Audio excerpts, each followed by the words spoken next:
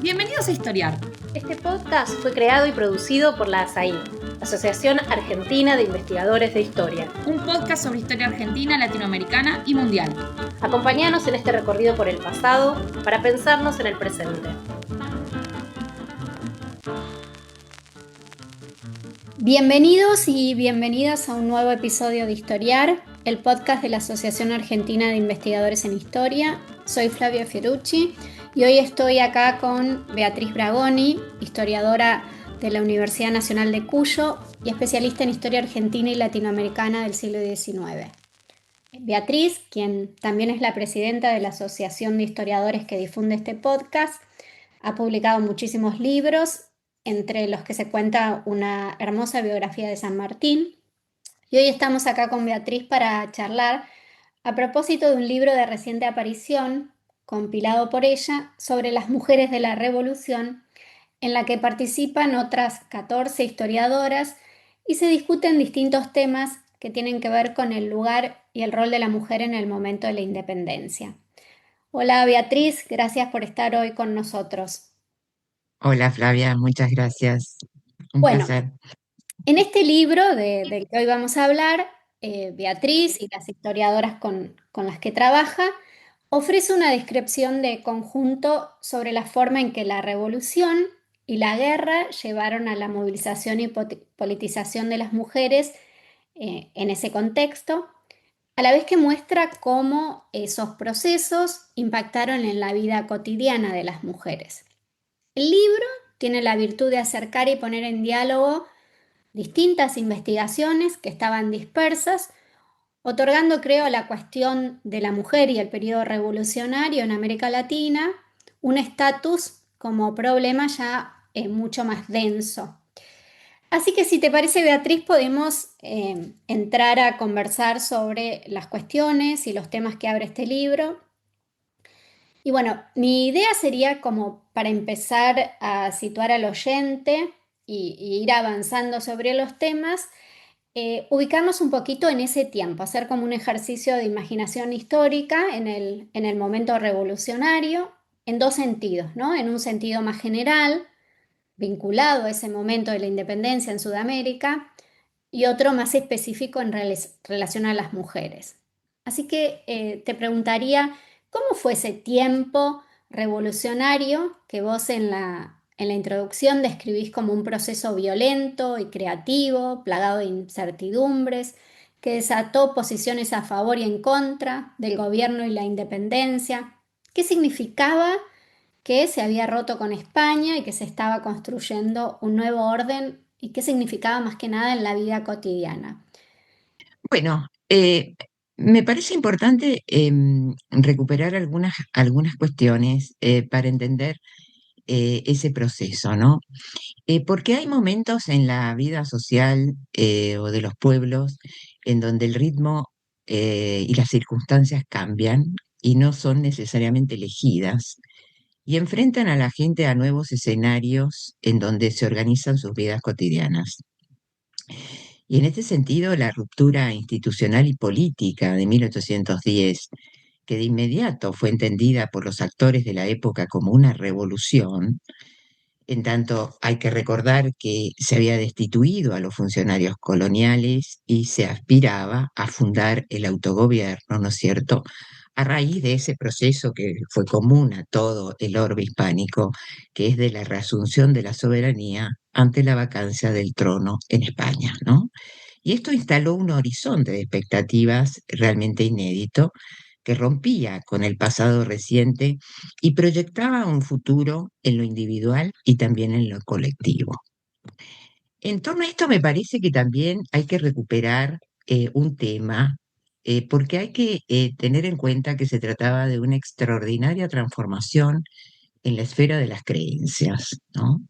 Porque la revolución suponía abandonar el principio trascendental o divino de la autoridad por uno laico o secular, un cambio sustancial en tanto supuso tramitar el pasaje de lealtad de una persona o el rey a una entidad abstracta que era la patria, ¿no?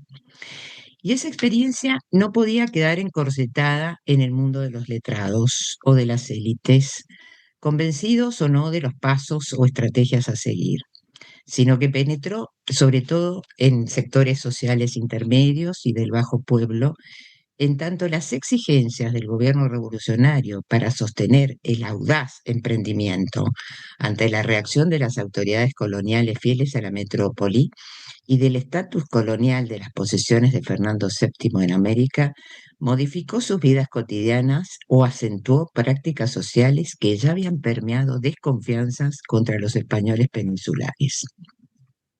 Y al momento de la irrupción de la famosa Semana de Mayo de 1810, hay que recordar que ni los pobladores de Buenos Aires, ni los de Montevideo, ni los de Salta, ni los de Jujuy, los de Mendoza o de Córdoba, desconocían la firmeza de la represión que el virrey de Lima, Abascal, había determinado contra las juntas altoperuanas y la de Quito en 1809, por lo que la pretensión de autogobierno necesariamente instaló la guerra y la movilización de recursos y de la opinión para sostener el emprendimiento patriótico de Buenos Aires, ¿no?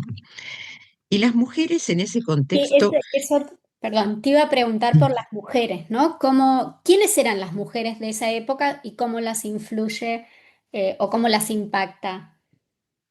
bueno, las mujeres no quedaron al margen de ese proceso porque tampoco habían estado ausentes de el gran episodio anterior que había vivido la capital virreinal frente a las invasiones inglesas de 1806 y 1807, que había sido el preludio, ¿no es cierto?, de una intensa movilización de recursos que había interpelado no solamente a las porteñas, sino a las comunidades del interior a través de contribuciones, interpelaciones políticas que se dan en el sentido comunitario, pero que dejó abierta la puerta a modulaciones, percepciones y comportamientos muchas veces inesperados, ¿no?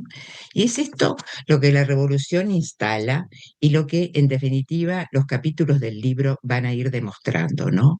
Hasta qué punto ese gran acontecimiento contribuyó a quebrar o dejar en suspenso las habituales jerarquías domésticas o de las casas, tanto de las familias distinguidas como de las familias urbanas y las del mundo campesino, que hay que recordar, ya estaba feminizado desde antes de la revolución.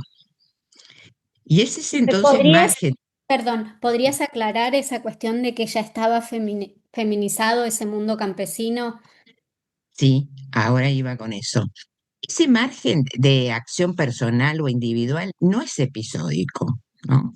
Porque como demuestran el capítulo, el magnífico capítulo escrito por Roxana Boisadoz y Judith Faberman, o también el de Marcela Aguirre Zavala, o de Elsa Caula, Mariana Pérez y Alejandra Fernández, las mujeres estaban encabezando hogares, tomaron decisiones, opinaban en las calles, en los mercados, en los atrios de las iglesias, increpan a las autoridades. Es decir, que las conductas públicas y las conductas privadas eh, fueron, diríamos, afectadas por este gran acontecimiento y fue tal así que no pasaron desapercibidas desde muy temprano por las mismas autoridades del momento, que justamente recomendaron más de una vez reconducir las conductas, es decir, insuflar un disciplinamiento social porque juzgaban inapropiado con el modelo de mujer cimentado por la ideología de la Ilustración. ¿Cuál sería esa ideología de la ilustración Bueno, sobre la mujeres? ideología de la Ilustración que reservaba eh, a la mujer un lugar importante en el orden doméstico y en la educación de sus hijos. Ahora que hablamos un poco de cómo era ese escenario en donde se produce la revolución y que sigue con la guerra, me gustaría ya entrar un poco en los ejemplos que va, o en ese contexto diverso que va armando el libro, porque si hay algo que hay que rescatar es que este texto ofrece una galería de mujeres muy distintas, ¿no? Mujeres que escriben, mujeres analfabetas, citadinas, campesinas, y muestra algo que es claro desde el mismo título.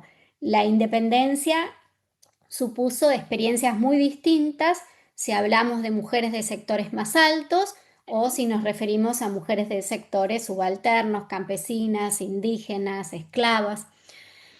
Entonces quisiera empezar por algo que aparece tratado en alguno de los capítulos, en especial en el de Marisa Davio, que son las mujeres que se suman a la lucha revolucionaria o empuñando las armas o acompañando las tropas. ¿Podrías hablar un poco de esto, darnos algunos ejemplos, eh, discutir o hablar de la función que cumplían las mujeres en la guerra, de qué formas la hicieron posible y tal vez si podrías hablar de algún ejemplo notable que ilustre todo esto? Bueno, sin duda se trata de un tema muy fascinante y que recientemente ha sido valorizado por la historiografía de las guerras de independencia, ¿no?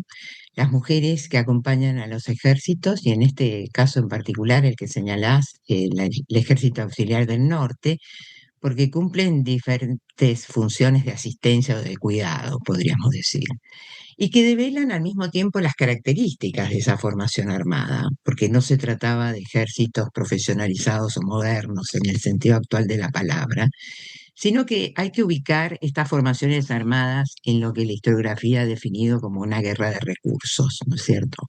Y que supone el involucramiento de las poblaciones en la misma y la movilización de recursos locales, ¿no?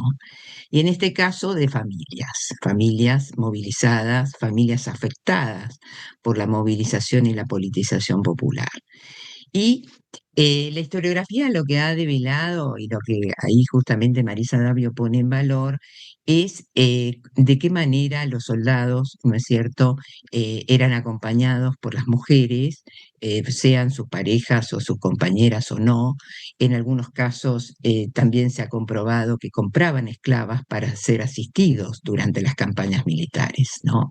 O familias enteras que se movilizaron por las guerras, como lo ilustró, ¿no es cierto?, la famosa esposa de Manuel Asensio Padilla, Juana Zurduy, que perdió al marido y a los hijos y portó uniforme y grado militar, ¿no? En la base de la pirámide, y como lo demuestra también Magdalena Candioti, ahí figura o sobresale la silueta de Remedios del Valle, una mujer también destacada por Belgrano, con experiencia, vale decir, en las invasiones inglesas, y que posteriormente a sus campañas militares en el Alto Perú, bregó o gestionó sus propios derechos ante las autoridades del gobierno de Buenos Aires. Pero también me parece interesante traer a colación que lo que ocurre en el ejército auxiliar del norte no se replica, por ejemplo, en el ejército sanmartiniano. Tal vez porque San Martín, cuando llegó a Tucumán, se dio cuenta claramente que esas formaciones armadas no eran aptas para imaginar la campaña militar que se imaginaba contra Chile, ¿no? Entonces la presencia de las mujeres o ese tipo de asistencia en los ejércitos las juzgó insuficientes o no recomendables y por eso prohibió, ¿no es cierto?, la presencia de las mujeres en los campamentos, asentando o, diríamos, haciendo descansar la asistencia del soldado al presalario y al equipamiento que le debería brindar el gobierno, ¿no? Pero las Con mujeres, asistencia, entonces, perdón que te sí, interrumpa, con asistencia te referís a preparar la comida, lavarles la ropa, claro, eh, claro. de sus No armas. hay evidencia, no hay evidencia en el campamento del Plumerillo que las mujeres estuvieran allí haciendo lo que hacían en el Ejército del Norte. Las mujeres ingresan a los campamentos, en el caso del Ejército sanmartiniano, después del éxito militar, o en todo caso no lo hacen, y los soldados tienen franco para salir a bailes, fondas, oportunamente y deben regresar al campamento. Y allí hay un bando muy famoso de 1800, de enero de 1817, antes de la partida del ejército, que justamente anunciaba castigo penas a las mujeres que escondieran o retuvieran a los soldados en sus casas, ¿no? Entonces, con esto lo que queda, diríamos, o lo que uno puede desprender de ese tipo de testimonios es esa doble imagen que dio el general Paz entre los dos modelos de ejército, ¿no es cierto? El modelo del ejército de Belgrano y el modelo del ejército sanmartiniano, en donde, diríamos, precisó la profesionalización como rasgo, central. O sea que la ausencia de mujeres estaría asociada a la profesionalización, ¿no? Exacto. Mm. Y, diríamos, el ingreso de las mujeres o las actividades, digamos, el vínculo, la relación entre el personal militar y las mujeres se da por fuera del campamento y no en el campamento o en el momento de la campaña militar. Vos, Beatriz, ahí hablas de que San Martín prohíbe integrar a las mujeres, hace una prohibición, pero en aquellos casos en donde las mujeres son integradas, ¿es una integración formal o informal, que se da de hecho o es... Se eh, da de hecho, se da de hecho, en general se da de hecho frente a diríamos, a las características de la formación armada que no preveía ese tipo de asistencia y que por otra parte eh, se inserta en la guerra de recursos que involucra poblaciones y recursos locales. Bueno, ahora me gustaría, me quedaría hablando sobre ese tema, pero para ir avanzando un poco más, me gustaría hablar de las mujeres esclavas que están tratados en ese capítulo tan lindo de Magdalena Candioti. Sabemos que la revolución va dando paso a la gradual abolición de la esclavitud a través de la prohibición primero del tráfico en 1812 y luego el fin de la transmisión hereditaria de la condición de esclava, la llamada ley de vientres, en 1813. Bueno, pero como sabemos, siempre los cambios en las leyes no se traducen en la práctica de modo automático ni del mismo modo en que están escritos. Así que mi pregunta iría un poco por ese lado. ¿Qué pasa? ¿Cómo se traducen cómo se traducen en esas prácticas esas leyes y cómo las mujeres esclavizadas se apropian, tratan de hacer valer ese nuevo marco regulatorio que la independencia trae y que obviamente de ser puesto eh, en vigencia total resultaría en un cambio fundamental en sus vidas porque bueno, irían finalmente, dejarían de ser esclavas, al menos su descendencia, ¿no? Bueno, justamente el capítulo de Magdalena lo que demuestra es que esa condición, diríamos, gradual y esas características del gradualismo de la abolición arranca o se profundiza durante el momento revolucionario, ¿no? Porque pululan o proliferan agencias de mujeres esclavizadas que ponen en alerta al pesquisador o pesquisadora en su caso, de que conocían muy bien las normas que podían favorecerla, conocían muy bien los recursos judiciales a los que podían apelar para mejorar sus vidas o la de sus propios hijos en base a algo que instala, diríamos, y que acelera la revolución, que es la promesa de libertad, ¿no? En torno a esto hay que tener en cuenta que la idea de la libertad civil ya venía, digamos, siendo difundida justamente por los críticos en torno a la crítica moral a la esclavitud y justamente el caso de Viviana Casero, que es el que exhuma Magdalena Candioti, expresa con muchísima, diríamos, precisión el tipo de gestión que encaraban estas mujeres esclavizadas que reclaman ante la justicia por sus derechos y que son comportamientos que han sido verificados para otros espacios, ¿no? Es un comportamiento, el de Viviana Casero, muy parecido al practicado, por ejemplo, por Juana Corbalán en Mendoza, que compró su libertad en 1814 y reclamó judicialmente a su expropietaria la libertad y la tenencia de su hijo menor, nacido con posterioridad a la ley de vientres, porque su hijo había nacido, eh, la ley de vientres decretaba que era a partir del 30 de enero y ella había parido los primeros días de enero, ¿no? Entonces reclama ante la justicia en torno a esa, diríamos, diferencia que le impedía eh, beneficiar a su hijo, ¿no? Y el resultado de estas gestiones, por medio de la justicia, en general, sentenciaban a su favor, ¿no? Eh, Es decir, que ahí eran los amos, los propietarios, los que por ahí no Ponían aceptaban. resistencia, claro, Sí. totalmente. Ponían Y resistencia porque suponía pérdida, una descapitalización, ¿no? Podemos decir. Pero realmente eh, diría, está claro que la libertad, digamos, la abolición de la esclavitud se produce a mediados del siglo XIX, pero la atención puesta en estas prácticas concretas es lo que está revelando el impacto que tiene la promesa de libertad y el grado, diríamos, de agencia o el nivel de la agencia por parte de estas mujeres en utilizar los recursos que tienen a su alcance para interponer sus propios derechos, ¿no?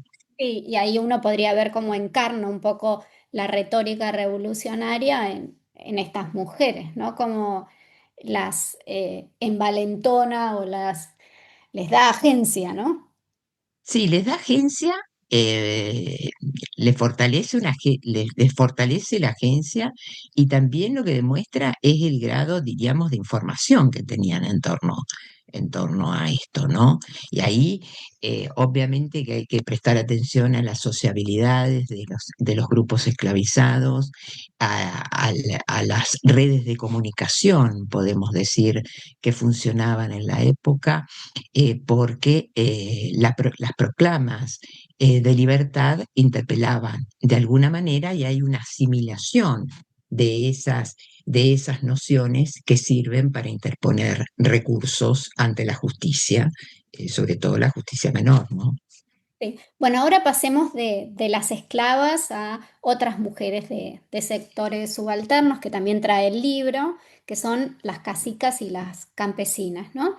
Y ahí en dos artículos diferentes, en al menos dos artículos. Y ahí las autoras tratan de mostrar cómo la independencia afecta sus vidas y hay como un juego entre continuidad y ruptura. Ya algo habías dicho vos que, por ejemplo, se acentúa la feminización en sociedades que ya eran feminizadas, porque donde las mujeres eran en las sociedades campesinas, donde las mujeres ya eran cabezas de familia.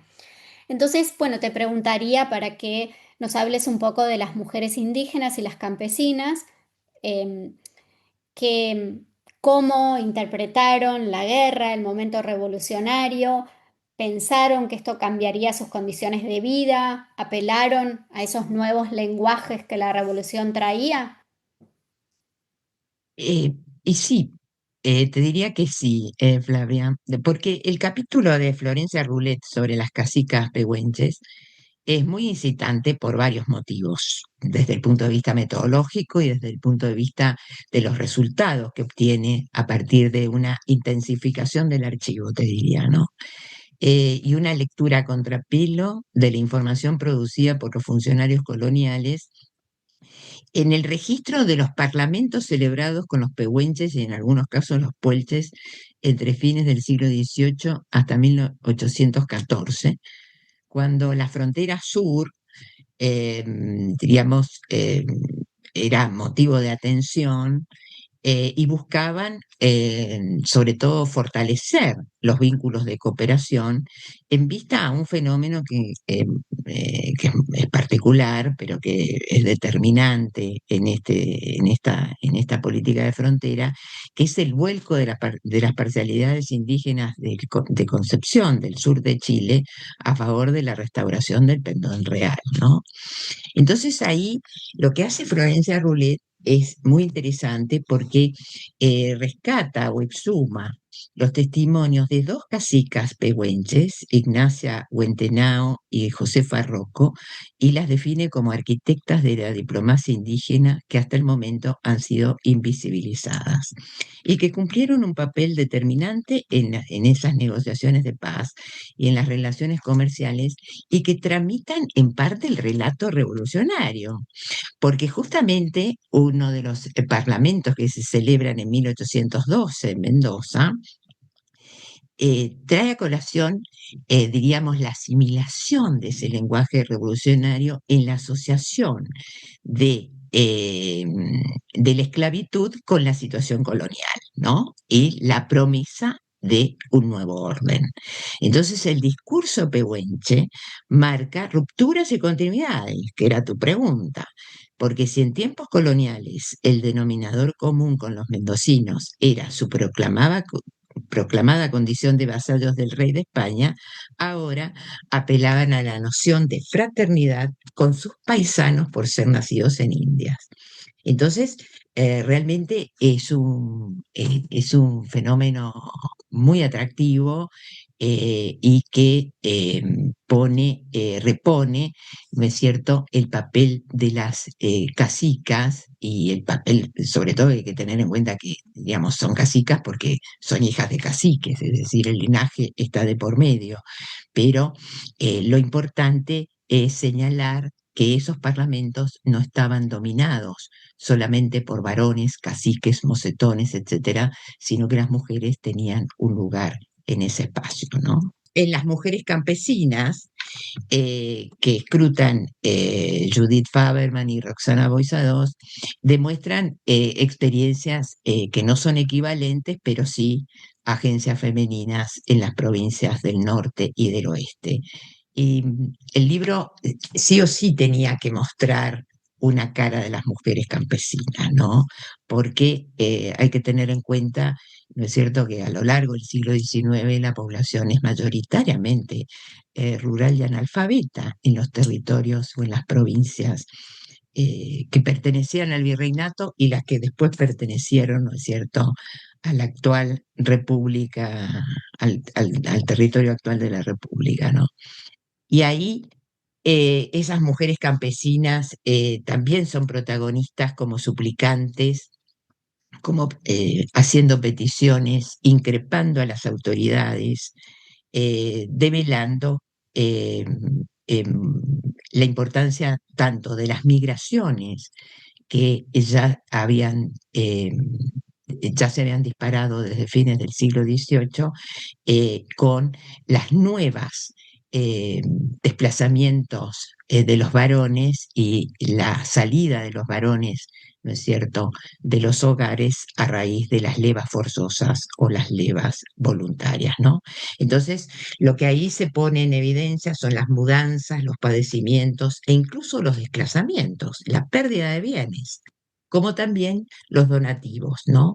Y en este tema de los donativos, entonces, estas páginas muy lindas escritas aparte, ponen, digamos, permiten completar ese cuadro que generalmente está petrificado de que son las patricias, las damas patricias las que hacen sus donaciones y aparecen entonces la participación de otro tipo de donaciones, otro tipo de aportes compulsivos o Como los voluntarios a la causa de ponchos, la patria, como los como los ponchos.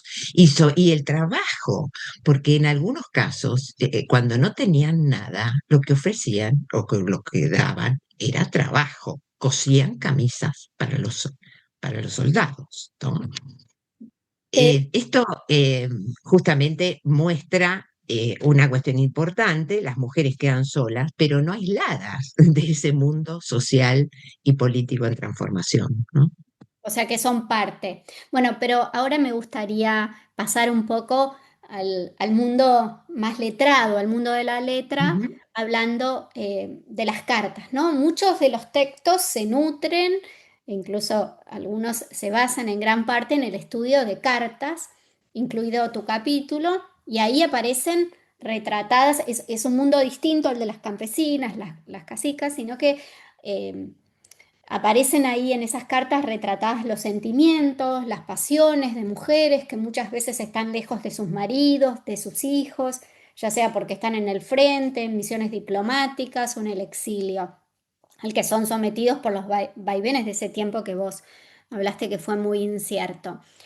Y bueno, también mujeres son sometidas al exilio, pero muchas de estas cartas que vos abordás muestran situaciones atravesadas por lo que evidentemente también supuso tragedias, ¿no? Tragedias personales y por el hecho mismo de poder escribir en sociedades que vos dijiste son en su mayoría analfabetas, sobre todo el analfabetismo es más alto entre las mujeres, estamos hablando de mujeres pertenecientes a sectores más acomodados. ¿Qué crees que estas cartas, esta ventana a la intimidad, ¿no? Y a los sentimientos, muestran en la forma en que la guerra irrumpe en las vidas de las mujeres de estos sectores y en qué modo cuestionan esa imagen tan difundida de las mujeres de estos sectores participando en la guerra, donando sus joyas? O sea, como que esta imagen de, bueno, sí, donaron mucho más pasiva de algún modo. Em, eh, ¿En qué modo estas cartas te muestran una historia diferente?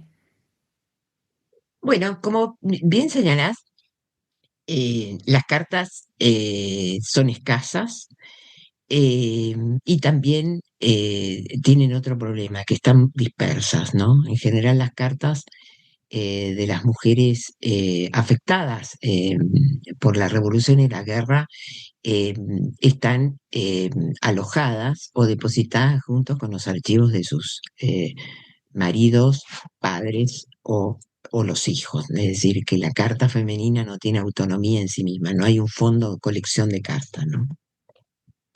Aún así hay algunas excepciones, pero el valor de la carta y de la epístola es que pone en escena experiencias íntimas, ¿no? Lo que no se puede decir públicamente, y en algunos casos lo que develan es un proceso de estilización de la escritura en función de una exigencia, que es la ausencia, ¿no? Y el padecimiento frente a la partida del ser amado, ya sea el marido o los hijos, ¿no? Ese alejamiento está cruzado por la política, obviamente, eh, por la guerra, puede ser el destierro o la emigración voluntaria o, en otro caso, la movilidad espacial inherente al desplazamiento de los ejércitos, ¿no? Y en el libro hay, diríamos, tres textos, tres artículos que justamente hacen uso de la correspondencia, ¿no? De lo que, como vos decís, son mujeres letradas, no necesariamente quiere decir que sean lectoras, pero sí que se ven exigidas a utilizar la epístola como una forma de comunicación con la familia, ¿no? Y allí el capítulo de Noemí Goldman que le dedica a la esposa sufriente de Belgrano, de Mariano Moreno, resulta central, ¿no? Una documentación que es conocida, pero que al mismo tiempo despliega, eh, por una parte, el mundo de la sensibilidad y al mismo tiempo el mundo del fastidio. Frente a la ausencia del marido y al mismo tiempo sobre la faccionalización política.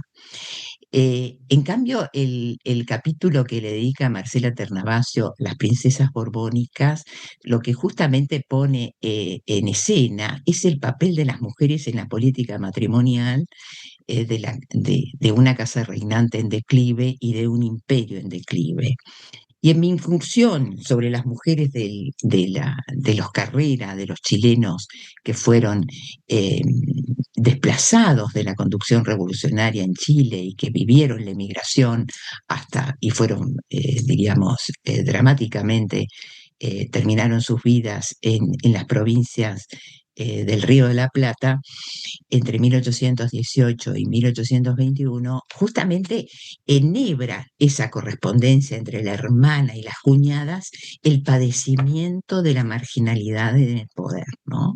Familias que habían de linajes patricios, que pierden posición y que el nuevo contexto las obliga a ensayar diferentes estrategias políticas que van desde la conspiración hasta coser camisas para intentar volver a Chile con un ejército maltrecho, ¿no? Y ahí, Entonces, perdón que te sí, interrumpa, pero vos ahí decís algo que me parece importante resaltar, es que las cartas están plagadas de política, hablan de política y es de algún modo cuestionan este lugar de la política y lo público desde, digamos, desde un lugar muy íntimo, cuestionan el lugar de la mujer, que la política no es para la mujer, o no lo crees así. no, lo que pasa es que digamos, la circunstancia las ubica en ese lugar, ¿no? Pero Digamos, el digo, contexto es la, tan la, pol- hostil. la política cruza estas cartas. La política cruza la vida de estas familias y de estas mujeres, ¿no? Bueno, Beatriz, ahora vamos a hacer un pequeño corte y volvemos en unos minutos. Este es el podcast de ASAIG, la Asociación Argentina de Investigadores en Historia. Te invitamos a asociarte y a seguirnos en las redes, en Twitter, en Facebook e Instagram. Toda la información sobre la asociación la puedes encontrar en nuestra página asaig.org.ar. Te esperamos todos los sábados con un nuevo episodio de Historiar, sobre los grandes temas de nuestro pasado, abordados por especialistas e historiadores profesionales de manera cordial pero rigurosa. Seguimos con nuestro episodio de hoy. Ahora me gustaría preguntarte, ya que hablaste de las princesas y esto es sobre las mujeres realistas, ¿no? Había mujeres que, bueno, las mujeres tomaron entre los dos bandos, no es que todas estuvieron del lado patriótico. ¿Hubo diferencias importantes en el modo en que la independencia afecta a unas y a otras? Bueno, en torno a esto, el capítulo de Inés Cuadro, que es una colega uruguaya con amplísima experiencia en estudios de las mujeres, em, pone, hace pensar, justamente repone el tema no solamente del peso de las digamos, o de la oposición entre las identidades patrióticas y las lealtades patrióticas con las realistas, sino que también pone de relieve la oposición entre Montevideo y Buenos Aires, ¿no? Y ahí es muy interesante porque justamente exhuma el protagonismo de una matrona montevideana, que no solamente rechaza al gobierno porteño, sino que también lo califica, digamos, califica que sus cualidades plebeyas son inaceptables para la celebración patriótica que se realiza en Montevideo en 1816. Y compone un poema, ¿no es cierto?, en donde se manifiesta la lealtad al rey y a España en detrimento de la lealtad a un gobierno patriota. Y esto entonces se conecta con otro tipo de asistencia de mujeres a los no partidarios de la revolución, a través de diferentes estrategias de protección para esquivar la vara de la justicia revolucionaria, ¿no? Entonces, este mundo en movimiento permite eh, o nos ofrece o nos arroja una especie de caleidoscopio, ¿no? En donde no todas, en donde fundamentalmente la incertidumbre es la que cruza el proceso en general y las modulaciones particulares que adoptan los grupos, los grupos familiares y las mujeres en particular frente a esas, a, a las rivalidades, a los antagonismos y a los costos que supone lo que algunas manifestaban en sus cartas, ¿no es cierto? Beatriz, Volver al tiempo tranquilo, volver a un tiempo en donde la incertidumbre no las develara. y hay casos de familias que son quebradas por asumir lealtades diferentes o en general todas las familias se alineaban hacia... Bueno, no, hay familias divididas y que, diríamos, polarizaciones adentro de la familia, ¿no? Ahí hay que recordar eh, que desde muy temprano las familias fueron caja de resonancia del debate político, ¿no? Y que tomaron partidos, algunos eh, por a favor de la revolución y otros no. De todas maneras, esa división inicial eh, va a ser atemperada o va a ser, diríamos, domesticada a través de diferentes mecanismos, ¿no es cierto?, para disciplinar el antagonismo político, ¿no? Bueno, y Pero ahora la faccionalización se da. para ir cerrando, te haría algunas preguntas más historiográficas, ¿no?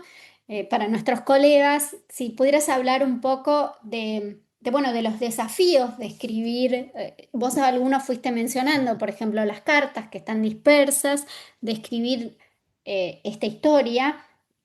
Y también te preguntaría, ¿por qué crees que demoró tanto la historiografía en incluir a las mujeres, que ahora, una vez que uno empieza a hurgar, se da cuenta que era obvio, que estaban ahí y que iban a ser atravesadas por un proceso que significaba, que ponía patas para arriba de algún modo la vida cotidiana, entre otras cosas? Bueno, hay varias razones que explican que la historiografía se fue haciendo eco de estos que tienen que ver con diferentes giros metodológicos y teóricos e historiográficos, ¿no? La historia de las mujeres eh, empezó hace rato. La historia de la familia también es heredera de la historia de la familia y de la historia social. Y también es heredera de la historia, de la renovada historia política, ¿no? Si pensamos en las historiografías, en las comunidades de historiadores, más allá de nuestras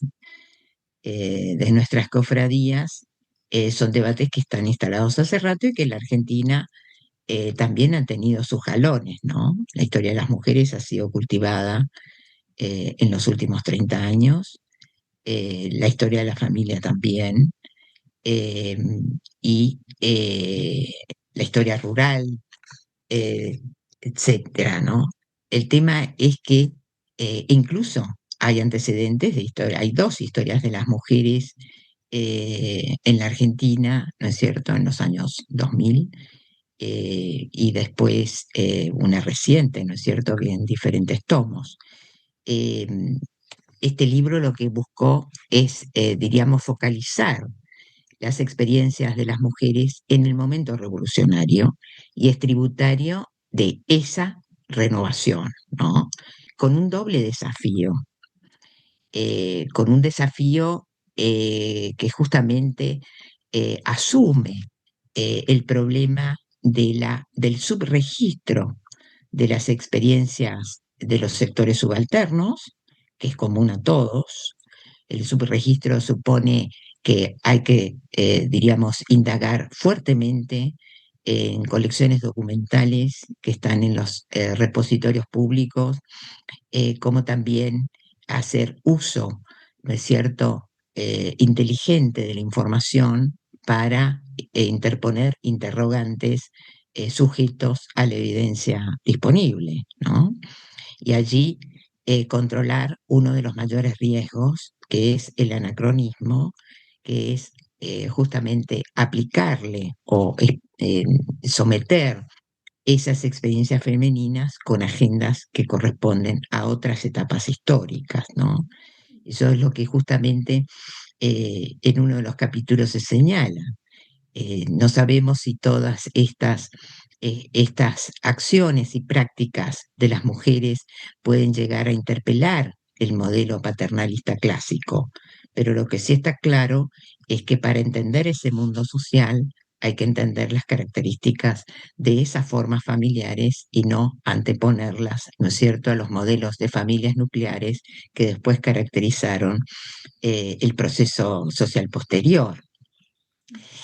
Em, y también hay que controlar lo mitológico frente a las mujeres de la revolución, ¿no es cierto? Bueno, ahí Eh, ya que hablas de lo mitológico, te entraría para hacerte la última pregunta, ujú, que es sobre la memoria, tanto social como ujú, estatal, sobre estas mujeres, porque bueno, en el libro se recuperan varios casos de mujeres muy notables que ujú. tuvieron un papel protagónico y que en distintos estados hoy están empezando a ser recuperadas. En el caso argentino, bueno, el muy claro es María Remedios del Valle y Juana Zurduy, que ahora integran algo tan cotidiano como los billetes, ¿no? Los billetes de dinero. Entonces, me gustaría cerrar este podcast preguntándote por ese proceso, que no ha sido para nada lineal y algunas cosas incluso aparecen en el libro. Magdalena Candioti habla de la estatua que se le hizo a Remedios del Valle, que fue vandalizada. Entonces, me gustaría preguntarte cómo lees este proceso en relación a las mujeres, cuáles han sido los casos que han sido recuperados y si te parece que la recuperación de estos casos están convergiendo en una memoria más amplia en términos sociales o si quedan como episodios a veces un poco inconexos.